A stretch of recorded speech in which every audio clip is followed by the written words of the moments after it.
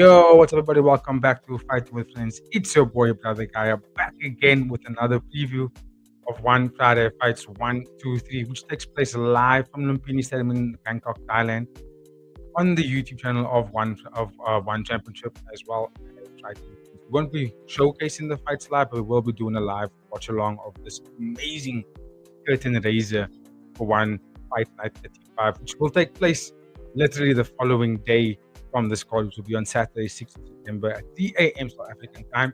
We did do a preview on our channel. You can go back and check that out. I'm expecting a very, very good fight week. Back-to-back fight cards on One Championship. And super excited about it. But like I said, as always, on our channel, we will start at the top of the card. Let me get it on screen there for you guys to see. It is One Friday Fights 1, 2, 3. And finally, we get the matchup between Felipe Lobo and Kulabdam, the left meteorite. And this fight was booked earlier in the year. Unfortunately, it wasn't able to happen because Kulabdam was medically unfit to make the fight. But he's here now. He's healthy. He's back. I think both guys made good success in terms of their weight cut. And the fight's still going to happen, which, like I said, will be taking place on Friday tomorrow. Like I said, we'll go from the top of the card. This fight does have bantamweight implications for the Muay Thai division. Both guys are technically they ranked in the top 10. Kulabdam before this fight was ranked in the top 5, and then the injury that pulled him out the first time that they were matched up made him lose his spot because obviously other fighters around him around that top 5 had also successfully won their fights, like Buakhiao, for example. We got Dedduanglek that's also fighting this weekend against Dimitri Crofton. So a lot of bantamweight Muay Thai top 10 fighters are taking place this week. And I just can't wait to get into it. But okay, let's get through some numbers. Before I start that, please drop a like, share, comment on our channel. Let us know what you have picks for this week's fights that's taking place for this fight card in particular, and for the one that's the fight night 35 on Saturday. But okay, let's get some numbers. We've got Felipe Lobo. He's 32 years old. Record in One Championship is 4 wins, 3 losses, 0 no contests. 1 win by KO, 1 win by TKO, and he beat Semapek by third round TKO in his last fight. And what a performance that was for him. Obviously, it's not formidable, but a familiar foe that he has faced before. Kulabdam, on the other hand, he's 26 years old. His record in One Championship is 10 wins, 5 losses, 0 no contests. He's got 4 wins by KO, 2 wins by TKO, and he's on a 3-fight winning streak. He beat Ferzan Sicek by round 1 KO, just devastating left straight, knocked him down with. So what are we going to get here? We got obviously Kulabdam, very powerful puncher, very powerful kicker, good durability, quite stacked for the bantamweight division. And you got Felipe Lobo, who's the formal title challenger against Jonathan Agnew.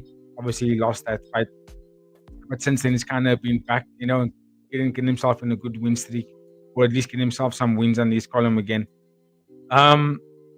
Different styles, they don't fight the same. Both guys like to throw power punches. I think Felipe Lobo's got a little bit more combinations on the way that he throws. He's a bit bouncy on his feet. Picks 2 to 3 shots at a time. Comes out, has got good elbows. But traditionally, Kulabdam is always, in my opinion, he's the better fighter in terms of using traditional Muay Thai weapons. The way he sets up his left straight is beautiful. Good combinations as well. But Kulabdam is more of the guy that will stalk you, and then you look to see him open up combinations at the end of the second round, going into the third round. But for the majority of the first round, Kulabdam is a very slow starter. He doesn't look to get the finishes that early, even though he knocked out Sicek in the first round. But Ferzan Sicek gave Kulabdam that knockout, if that makes sense. He basically presented the opportunities for Kulabdam in that fight, other than being a fighter that's a little bit more poised and, that can not just stifle Kulabdam, but get him fighting reactive. You don't want to present him with the weapons where he can finish you, right? So, this is a very difficult fight to predict because it's such a high-level matchup.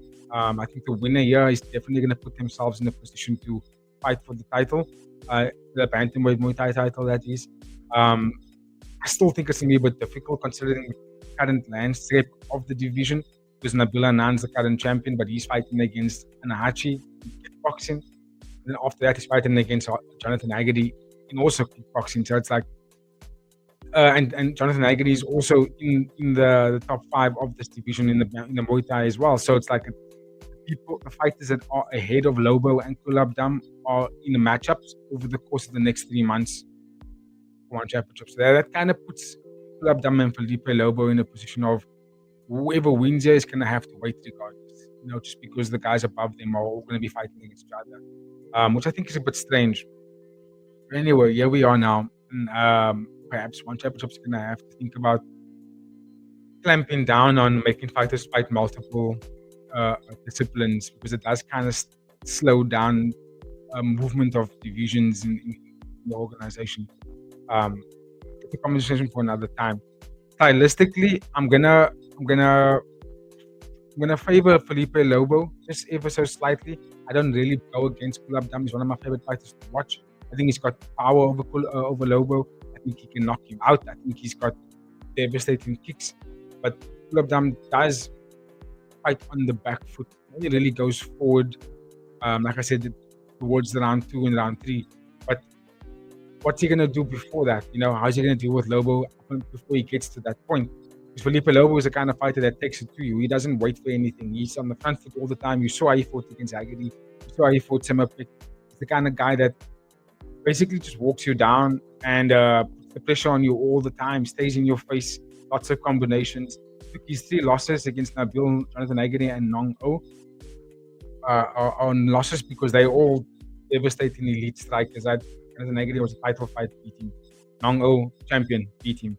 Nabil Anand, also champion, beat him. He didn't get the knockout, but they were all just levels above Felipe Lobo at the time. Prior to that, every other fighter has fallen victim to Felipe Lobo. So, and that's because of his style. It's a smothering kind of style. He stays on you all the time. He doesn't give you room to work. And what Jonathan Agadi, Nabil Anand, and Longo did really well against Lobo, they eliminated that opportunities for him. Didn't allow him to settle. Didn't allow him to basically run the show. All 3 of those fighters stopped Lobo in his tracks and took it to him and made him fight backwards, made him fight defensively, make him fight on the back foot, right? I don't know if Kulabdam is able to do that to Lobo just because of the style. However, and this is the biggest factor for me in the fight here, is that Kulabdam does like to fight on the back foot. He can. He's a very good counter striker, which is why you don't see him walk people down and let combinations go, because he loves to let the left hand go during the combination of his opponent. Kulabdam will walk back, keep his guard up. He'll do this a lot, and he'll take your combination, and then he'll throw a left hand in the middle of that combination, which is how he gets that left knee to right knockout most of the time. So what I'm saying here is Felipe Lobo's style is the kind of style that can really put Kulabdam on the back foot and basically win in the fight, but it can also be the exact game plan that will favor Kulabdam and will basically walk into his weapons where he does his best work. And that's why this fight is so intriguing for me. But I'm going to go early final prediction on this one. I'm going to go Lobo, even though deep down I want Kulabdam to win. I really do. I'm a big fan of his style. I'm a big fan of his vibe. I just think he's a cool guy to watch. And a cool fighter to watch as well. I just think Lobo is in the stage of his career now where it's like 52 years old. There's no more. I can't afford to lose anymore from him. It's every fight from here on out is a must win until he gets that title. You know what I mean? That's where Lobo's at. If you watch his interview with Nick Atkin a few months ago, and he spoke about this. Even then, he's like, at this point, it doesn't matter what discipline or who the opponent is. He just needs to win so that he can get that title shot. And I believe it. With Kulabdam at 26 years old, he can still take a loss or 2 here and there. He's done so much work already in one championship with 15 fights that he's pretty much, in my opinion, should be a contacted. I think he's a contacted fighter already. So at 26 years old, taking a loss now would be devastating, but it wouldn't backtrack him as far as it would backtrack Felipe Lobo. You know what I mean? Kulabdam would lose, but still be in and around that top 5. Maybe in the following year, he might be fighting for a title again. Felipe Lobo, on the other hand, has got limited time and options. Everyone's got limited time and options, but I mean, currently, Felipe Lobo's, if he takes a loss to Kulabdam here, right, his next fight's probably going to be someone like Buakhiao, the loser between Rambolek and Kofton after this weekend. That's kind of where he's at. With Kulabdam, if he loses, he still gets top 5 contender, right? But anyway, big fight coming up on the Friday Fight Squad. If you got any predictions on it, let me know in the comments, please, ladies and gentlemen. In the meantime, I'm gonna keep moving. I think that main event will easily have been on the Fight Night 36 card. 34, 5 card that's on Saturday. But I mean, the Friday Fight Squad did need a superstar on it, right? And yeah, I think Lobo and Kulabdam is a perfect candidates for that. So let's go. Keeping it moving, we have a 138-pound Muay Thai fight between Dedduanglek and Buakhiao, and I'm blown away by this fight as well. I think the matchup is sick. I think One Championship is doing a big one here with this fight. These guys are bantamweights as well, and let's have a look at some numbers. Dedduanglek is 22 years old. His record in One Championship is 5 wins, 4 losses, 0 no contest. He's got 3-fight losing streak. Stands. He lost to Aslamjan Otikov in his last fight by unanimous decision. Buakhiao on the other hand, he's 23 years old, just a year older. Surprising, I thought he was younger. His record in One Championship is 5 wins, 1 loss, 0 no contest. He's got 1 win by KO, and he's on a 4-fight win streak at the moment. He beat Jakub Koslowski by second round KO in his last fight. So what do we have here? We have a technician of Dedduanglek out of the Tedek Bao gym. All the Tedek Bao fighters on this fight card, by the way. And then we have Buakhiao, who is a devastating power puncher. Very fun fighter to watch. Both guys are one for the future. And I'm all in on this fight. So let's look at Dedduanglek for a little bit. I know he's got 3 losses, right? Those 3 losses were against Aslamjan Otikov, Asadullah, Iman Ghazali, who just knocked out Panpayak last week, and then Nakrab as well. He lost to Nakrab twice, by the way. We're talking about the 3 losses now. So that's like losing against top tier fighters. Let's be honest. It's very much top tier athletes he lost to. But Dedduanglek is still a very, very good fighter. He beat Taiki Naito. He beat Kong Sup. He beat Taiki Naito twice, by the way. So he's been some top tier fighters. And that was when he was much younger as well, right? He's 22 years old now. If you saw the way he fought against Aslamjan Otikov, yes, he lost that fight, right? But he actually made it competitive. Look, he didn't win any of the rounds against Aslamjan. Aslamjan couldn't knock him out. Aslamjan couldn't really fight the way that he wanted to in that fight. Dedduanglek was using his reach, blasting the body kicks, blasting the low kicks, making it uncomfortable for Aslamjan, which is a difficult thing to do. Aslamjan Otikov is probably one of the toughest guys to fight in that flyweight division. Excuse me, I keep saying bantamweight. In that flyweight division, Aslamjan Otikov is probably one of the toughest guys to fight in that division today. Outside of like your Rodangs and your Mongos and them, but really tough guy to fight against. And Dedduanglek went toe to toe with him, which I personally found quite impressive.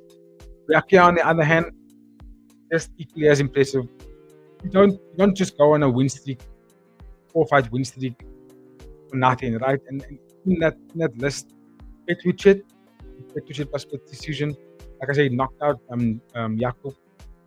He only lost to Dennis Demikapur, who's quite a phenomenal fighter, even though we don't see him frequently enough in One Championship. It's still a very high caliber kind of opponent.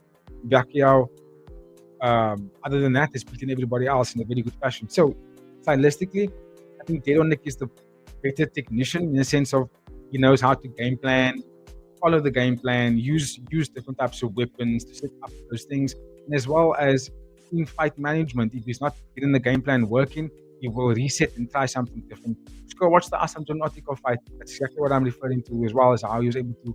Because Otikov was so fast that Dedduanglek couldn't really chase him anymore. So what he did was he just kind of stood still, stopped trying to cut the ring off. He just basically stood still and allowed Otikov to come to him. And he blasted low kicks from there. And I thought that was a very good game plan against someone who's such a footwork heavy kind of fighter, which indicated to me that Dedduanglek is more intelligent than what we think. Buakhiao, on the other hand, he's durable, powerful, sits down, bites down on his mouthpiece, and lets those punching combinations go. Not a very big kicker, even though he can, but he does sit. He does kind of just get into the pocket and relies a lot on his boxing combinations. So I do think he believes he's got the power advantage over Dedduanglek here as well. So I'm thinking this is going to be an absolute banger, back and forth. These boys are going to go at each other, and I'm going to favor Dedduanglek just because look, you can always get knocked out, right? That's one thing we can understand. You can always get knocked out. I do think that Buakhiao could finish him and get him out of there. I just think that Dedduanglek is going to be too smart, too slick, just too much of a high caliber kind of a fighter, because he does use very good weapons. And the way that he navigates fights is just phenomenal. He's got more experience as well. So even though he's the younger fighter, he has more fights. So I'm going to go with Dedduanglek for the win. I don't foresee him knocking out Buakhiao. If he can, there is that chance, but I think Dedduanglek is a very much a decision kind of machine. He's like Sunrock. They didn't really knock you out, but they can beat you up for 3 rounds in very good fashion, like, which I find quite dominating. One of the things I always ask myself when I watch fights is like, what's better, right? Or are they equivalent? Beating someone up for 5 rounds, like, and you win every single round, like it's a landslide, maybe even 3 rounds landslide, or highlight reel knockout. Let me know in the comments which one do you prefer, which one has better weight to it, which one holds more weight, which one is better and more valued. My personal opinion, I think they're equal. I think a highlight reel finish is phenomenal. I also think that beating someone up every single round, like winning every single round, without a shadow of a doubt, I find that equally or to some degree better, more impressive than getting a highlight reel knockout. Because I hate to say this, but if you take, for example, the way Khamzat Chimaev beat Dricus du Plessis, I know that's UFC conversation, but he dominated Dricus du Plessis for 5 rounds. And I hated it, but he did it. And I find that extremely impressive. So Dedduanglek is that kind of fighter, is that he's got the stamina and the know-how to fight any amount of rounds. And I find that quite dangerous, actually, because that just means that he's got a very good stamina and a good understanding with his own breathing, his heart rate, his lungs, to stay that composed. So yeah, I'm gonna go Dedduanglek. I just think he's the better athlete here. So let's see what happens on the night. But you can always let me know your thoughts in the comments, please, ladies and gentlemen. That's a fantastic main event. One fighter fights 1, 2, 3. Right, let's keep it moving. Next fight in the fight card. Bantamweight taking on Grisana. This is 140 pounds, another flyweight bout, technically. But a little bit heavy for the flyweight bout. As you can see, these guys are about 5 to 4 pounds over. Bantamweight, top dog. I know he lost his last fight. I think he did lose his last fight. But let's get some numbers going on here. So Bantamweight, he's 26 years old. His record in one championship is 7 wins, 4 losses, 0 no contests, 1 win by KO, 2 fight losing streak. There we go. He lost to Sona Sen by unanimous decision in his last fight. Mismatch, really, in my opinion. Grisana, on the other hand, is 24 years old. His record in one championship is 1 win, 1 loss, 0 no contest. And he lost to Anta Kasim by split decision in his last fight. And that's quite interesting because it means both these fighters have lost to similar kind of opponents in Sona Sen and Anta Kasim. Very similar. They fight very similarly. Height, reach, frame, the way they built, the way that they fight, it's almost identical, actually. So I don't know if that's going to be a factor in this fight. But just was quite interesting to notice that they both lost to fighters that are very similar. But Bantamweight, you know what you get from Bantamweight, right? Short, stocky, powerful puncher. He also lost to Suakim before that. But before that, he was on a 3-fight winning streak, beating Panrit and Alexei Buakhiao in the process.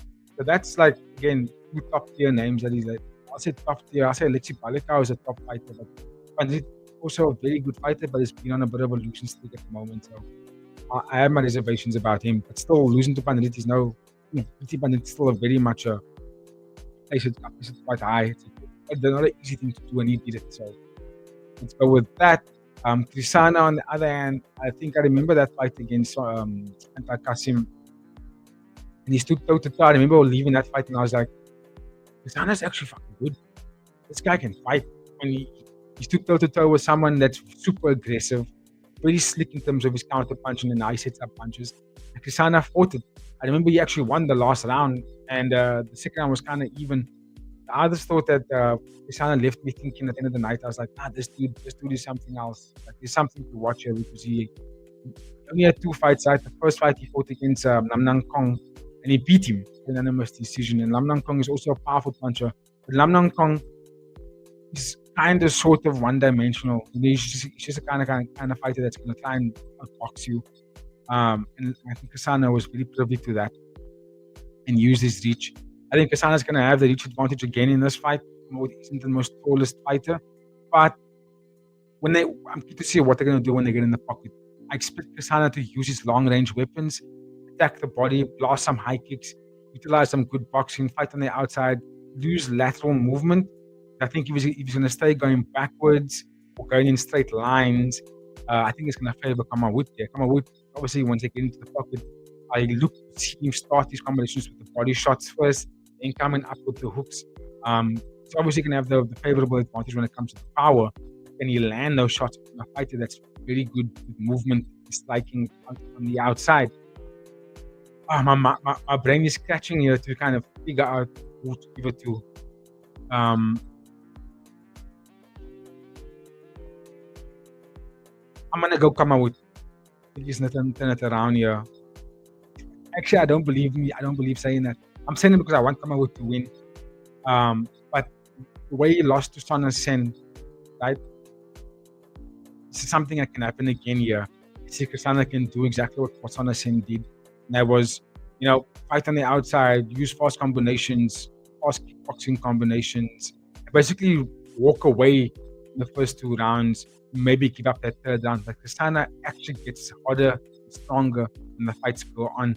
So when the fight moves into the later rounds, so I'm gonna go with Kasana. Yeah, I just think there's more to his game to win the fight over Kamawood.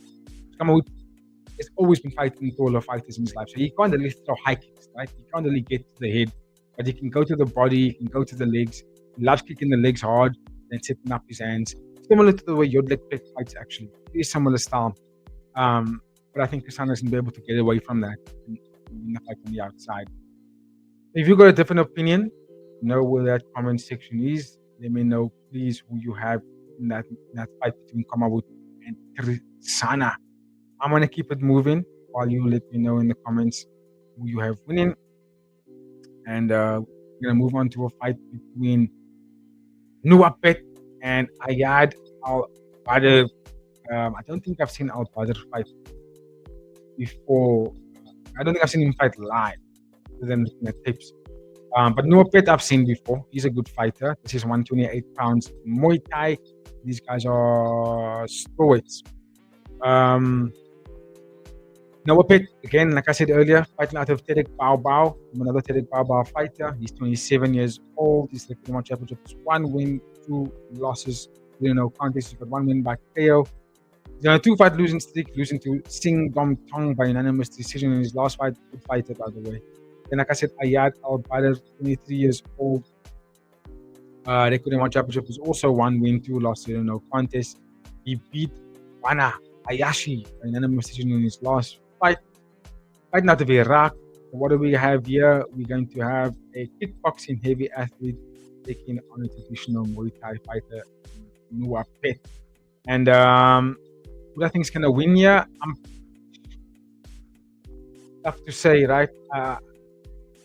Both guys' records are not the most amazing at the moment.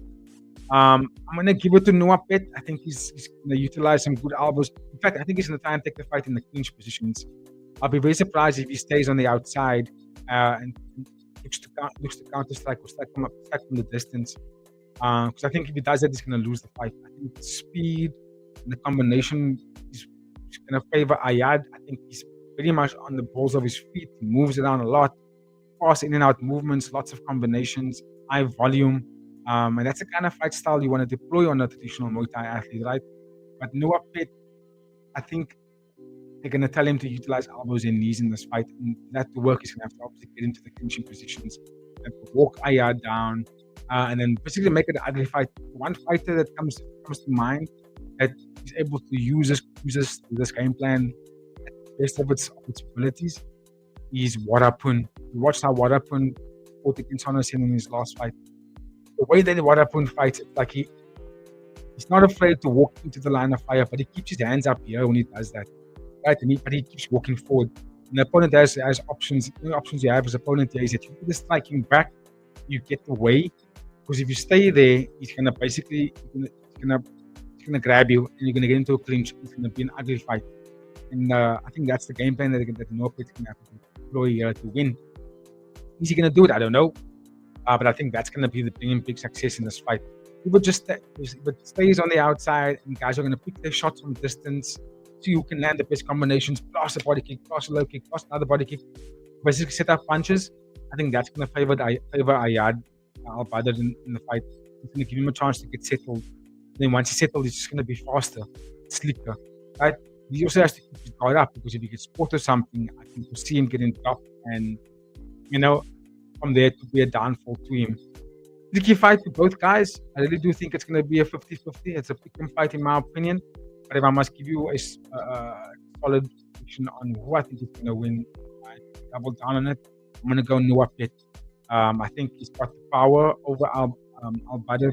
But I also think that the game plan is something that can get Ayad out of there. Because Ayad, fighting out of Iraq, they don't train traditional Muay Thai weapons. They're not going to train clinch all day, clinches all day. They're not going to do that. They're going to prioritize the discipline of kickboxing into the 4-ounce gloves, which for the most part does work against Thai fighters. But yeah, if it doesn't, then he's pretty much if he's done from there. In my opinion, I think Norpet's going to get him out of there. If the fight stays in the clinching positions, I think Norpet's going to get him out of there. Maybe around 2 or around 3. Clinch fighters don't usually get the job done in the first round unless you're Muay Thai, elbow zombie. But yeah, good fight. To be put together for the fight squad. I'm looking forward to it. Then we have another fight that has got 2 youngsters on the card. We have Kun. He's 20 years old. He's pretty much average of 1 win, 0 loss, 0 no contest.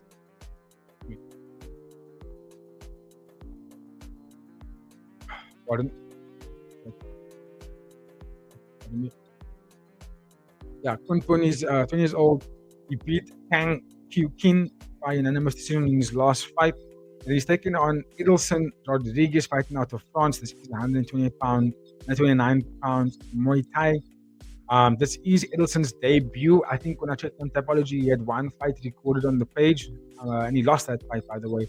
So I'm not too sure what to make of this fight in particular. I've got no prediction really for it. Whenever there's an unknown fighter that doesn't really have information on him, hard to say, right? But let's see. Konpon looks like he's a dog. And as you notice, on Championship, the young fighters do produce some good quality fights.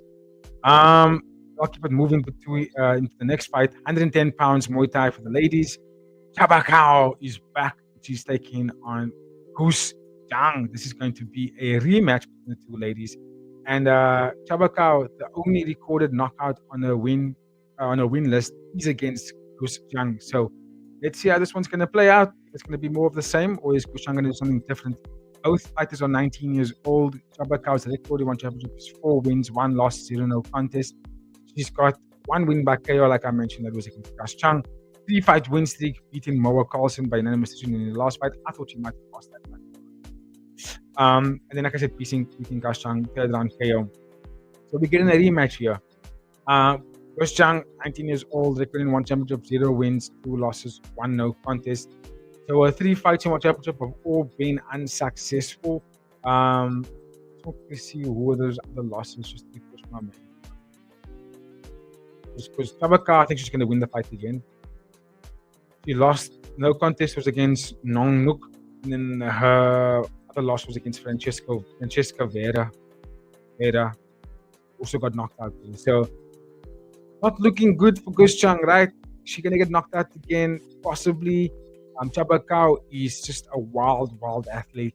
Go get a front foot, very durable, takes a shot, and really put it on you. Fantastic elbows, fun fighter to watch.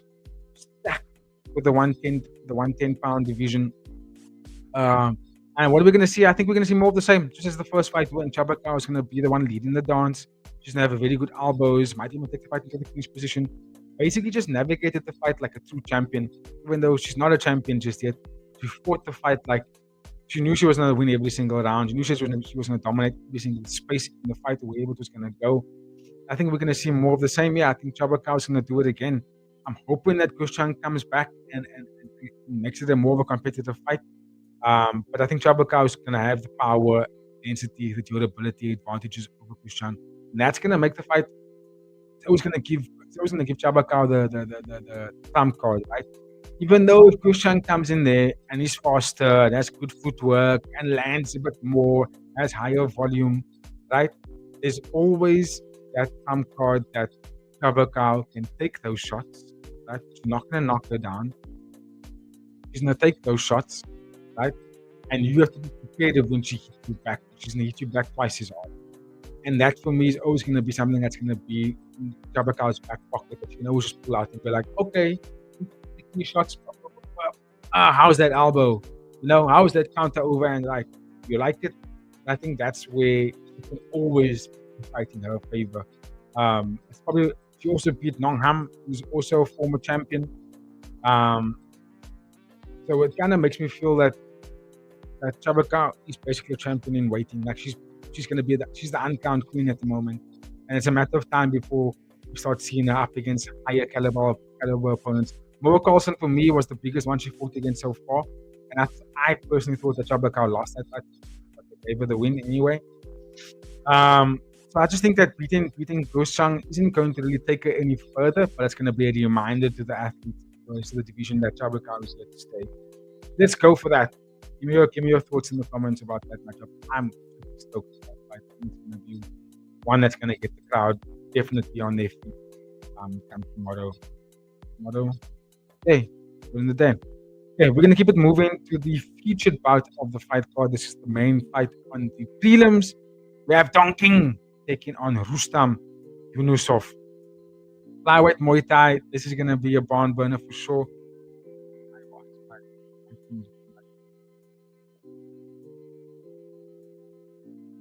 Here we go. Donking, 24 years old. His record in one championship is 4 wins, 1 loss, 0 contest. He got 3 wins by KO. He lost to Dedduanglek by round 1 KO in his last fight. He was on a 4-fight win streak before that, smoking everybody. Rustam Yunusov is also a top young talent coming out of Russia. He's 18 years old. His record in one championship is 4 wins, 0 losses, 0 no contest. 2 wins by KO. He beat Alfie Ponting by round 1 KO in his last fight. Just devastating power. And he's reminding me of Abdallah Darakayev. Not gonna lie. Very similar vibes. Not as cocky. A little bit more humble than Darakayev. But in terms of stylistically, the way that he fights is kind of the same, right? Very similar style. And I think it's something to watch for the future of one championship, along with the young Russian athletes that are competing in one championship. Who I think is going to win this fight? I'm not so sure. My logical brain is telling me go with Donking. I mean, he's one of those guys that's really growing on the organization. Like I said, he will fight win streak, basically beating Texan Fairtex and beating Den Payak by KO. And I'm like, nah, this dude is a top dog. If he lost against Dedduanglek, he's one of those guys that whoever he's going to fight against, I think he can knock out anybody that's within his weight limit. He knocks everybody out. So I won't still say, Donking. It's you facing against a formidable foe that's been knocking everybody out for a very, very long time. So take nothing away from that performance. The rest of the performances, something I really am impressed. The only thing I can really say is that when Donking was fed to an athlete that's a little bit heavier in terms of the caliber, he lost. But that just means that there's more for him to take away from it and go, I'm 24 years old, I faced against the best guys, I lost against him, now I know where to go to my next level, right? Rustam, the sky is the limit. At this point, I haven't taken a loss yet, beating everybody, getting KOs. I think he's at that point where he's untouchable, right? He was pretty much untouchable. I think this fight is going to test him. I think Donking is definitely going to test him. What Donking's going to have to watch out for is a very fast round one. He's going to have to be very careful because that's when Rustam is going to go at him with a lot of aggression. He's going to utilize that reach advantage, right? He's now, what's his height? 5'8" at 173, Donking 5'6" at 170. So he's going to have to be very careful about reach disadvantage and the speed and aggression that Rustam fights at. He comes at you, a lot of pace, spinning elbows, tomahawk elbows, just a lot of elusive weapons. I think Donking, the most dangerous thing he's going to have to watch for is all of those elusive stuff, especially in the first round. When he gets to the second round, which I hope he does, by the way, this is when he can start going a little bit more forward. What I would love to see him utilize in this fight against someone like Rustam that has the longer frame is attack the body. You know, when he cuts an angle and he steps off to his right or to his left, instead of coming up with the overhand, dig it into the body, step away, and a very hard two-piece to the stomach. Or stay in the clinch. Stay in the clinch. Lots of knees, lots of elbows. Rustam doesn't like that kind of stuff. It's not what the Russian fighters love to do. Their Muay Thai style is based around their kickboxing. That's what they love to spin. That's what they do a lot. That's why they're on the balls of their feet so much. Watch how Koftin fights. Watch how Alexei Balakov fights. Asadullah Prodakaev, Gazalaev, Akif Kulazada, all these gentlemen is coming out of the region of Russia, or the Russian countries adjacent. They all fight like that. It's very kickboxing heavy. You don't really see them go into the Yamra and Nabati, the same thing. They don't go in there and then clinch with you and then start fighting from the clinch. They hate that kind of game plan. So I think that's what Donking is probably going to have to do here as the shorter fighter as well. Then it's also fighting to his domain where he's got the advantages. He can land more devastating stuff. But I think personally, as the shorter fighter, taking away the calves, taking away the body, it's going to make it easier for him when it comes to the later rounds. You could even get Rustam out of there in round 2 and 3 if he attacks the body a lot. But he's going to have to, unfortunately, in my opinion, be the defensive fighter in the first round. He has to. He has no choice here. He's going to have to give up that first round. Survive it. Look for angles, look for openings, but survive it. Look for counters. Then in round 2 and round 3, you'll make it ugly for Rustam. Make him known that you're not scared of those spinning elbows and stuff like that. Getting tight, getting close. And he can't spin on you. And you can't throw those tomahawks and those axes and those things. You force him to fight. Firstly, to defend you. Before he can even think about throwing any offense, he has to defend you. So I'm just so fascinated by this fight. And I'm gonna go with Donking, but just ever so slightly. I think there's a lot of hurdles for him in this fight that he's gonna have to go through first before he can start thinking about getting that lead. As for Rustam, like I said, 18 years old, sky's the limit. What does he have to lose, right? And that makes him very dangerous. Titan fight. I'm happy that One Championship is matching these two guys up to because it's gonna make for a massive explosion in the ring. Okay, let's keep it moving. Co-main event in the prelims, we have a fight between Zhang Jingtao taking on Taimu Isai. This is 140 pounds Muay Thai. Fun fight because we just watched Zhang Jingtao fight kickboxing 2 weeks ago, I think it was. Let me just double check that date of that fight. On Friday fight, 1 August 2025. We're now on the date of recording, the 5th of September. No, 5th of September at the moment. So, yeah, my guy literally fought 4 weeks ago, and he knocked out Hiroki, who is a devastating fighter. Right? So Zhang Jingtao, 27 years old, record on championships, one win, 0 losses, no contest. And the fighter that he did beat was Hiroki Naruo, who he's a scary fighter. I'm not gonna lie. He's in kickboxing up until that fight. Hiroki was basically 4 wins, 4 KOs, all in the first round, smashing everybody, right? And then Jingtao was able to survive that in the first round and actually put his game then on in the second round and get the knockout.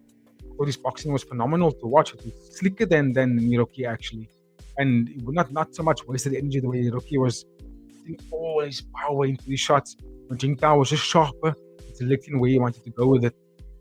He's taking on Taimu, if I'm not mistaken, has fought in K1 knockout, fought in Ryzen, has been around the block, right? Fought against a lot of big guys in different promotions, which makes him quite dangerous in my opinion. He's among those new additions to One Championship. If you ever noticed, since the year 2025 has begun, One Championship has been consistently bringing in a lot of rise in K1 knockout, even shoot box, kickboxers, and Muay Thai practitioners, particularly from Japan, putting them on the Fighter Fights card in these particular slots, which is usually the fights just before the just before the prelim headliner. So what's going to happen here is Jingtao is basically taking on another opponent similar to Hiroki Nauru, who he beat last week. The only difference is this time it's in 4-ounce gloves and not in boxing gloves. So who's going to win? I don't know. But I was definitely impressed with Jingtao's performance against a fighter I thought was going to smoke him. Now, I'm not going to bet against him again. This is someone I know he's going to lose to, right? Let's see what happens here. Obviously, a lot has been placed on his side. But I'm not sure what other fights going to play out. I do think that Zhang Jingtao's boxing, his fundamental boxing, is what got him the win against Hiroki. I think that's what's going to probably carry him over in this fight as well. And if he boxes anything like that, in 4-ounce gloves, I think he's going to be super dangerous for anybody. But let me know in the comments who you have winning over there. Then we have two debutants, Tovan Nopian from Indonesia taking on Yoshida Kosai. Also, Kosai, also from the banners of Ryzen and Rise and K1 and all those guys. He's running 31 kickboxing. So it's pretty much the same thing as I described before this. The only difference is I don't know anything about either of them. So I'm going to basically skip this one, but not skip in terms of watch. I'm going to be all eyes in, obviously. I hope you guys are as well. Tune into our live watch along of this fight, but it's amazing. Then we have a 129 Muay Thai bout between Sanit and Isaku, speed actor Oga Sawara. Very good boxer, very good counter boxer as well. Not the sharpest when he's on the front foot, but when he's going backwards, he's very dangerous because he's got a lot of power in his shots. If I can give you some numbers on them. Sanit only had one fight in one championship so far. 30 years old. And he beat Shin Lun Chao, but second round KO. Devastating fight, by the way. And I like how dangerous Sanit looked in that fight. He was very composed, poised, good shot selection, and which led to a knockout. I think the opponent kind of made it easy for him, I'm being honest. But still a very good fighter nonetheless. Isaku, on the other hand, he's 29 years old. His record in one championship is 2 wins, 2 losses, 1 win by KO. He lost to Retetet by unanimous decision in his last fight. And then he beat Son Suek Noi by majority decision before that. Pretty much a counter striker, what he is. But I think Sanit's the better fighter in my opinion because he utilizes the in different ways. And he's just composed and he's got a lot of speed as well. And he's not really a wild fighter where Isaku is a bit, I say wild, I mean like a little bit reckless, where it's just like a lot of swinging, going backwards, abandoning your guard and just letting those hands go. I think that's going to favor Sanit. It's going to give him a chance to really let those combinations go. Because Sanit is very much a sniper-like kind of fighter. He stands in there, he moves with his footwork, and he watches you, and maybe he fishes for something. But he also puts you on the back foot immediately. That's just how he fights. I'm keen to see what Isaku is going to do differently when he's kind of backed up, other than just swinging for the fences, right? Like, wow, how are you going to get out of that? How are you going to get out of that corner is what I'm intrigued to see. But I'm going to go Sanit for the win. I think he's the more polished striker here, and I think he's going to get the job done. And then the two bouts that's opening up the card are two MMA fights, two debutants. I've never seen any of these 4 guys fight before. Dennis Andreev taking on Aldair Alim Sitov, Kazakhstan versus Russia. MMA, I don't know what to make of this fight. It could be a high wrestling affair, it could be a high striking affair. But I think it's Bantamweight MMA. So let's see how it plays out. Then Moises Lewis Ilogon from the Philippines taking on Linbo Bai from China. Strawweight MMA. That should be a fast-paced kind of fight as well. I don't know anything about them, so I can't really give a prediction, but I'm looking forward to it nonetheless. That is my time, ladies and gentlemen. If you made it this far, don't forget to like, comment, share, and subscribe. I've been doing this whole episode without the banner on what it. But you know the fights, you know what to expect. It's going to be live tomorrow, 5th September at 2:30 South African time on YouTube. One Friday Fights 1, 2, 3. Like I said, we will be doing a live watch along, so I hope to see you guys all there. And then obviously the following day, we will have another live in the hours of the morning at 3 a.m. A live of one fight, 35 jacket taking on Stella Himmetsberger. On that note, have a very good day, ladies and gentlemen. I will catch you on the next one, which will like tomorrow. Yeah, okay. See you soon. Cheers.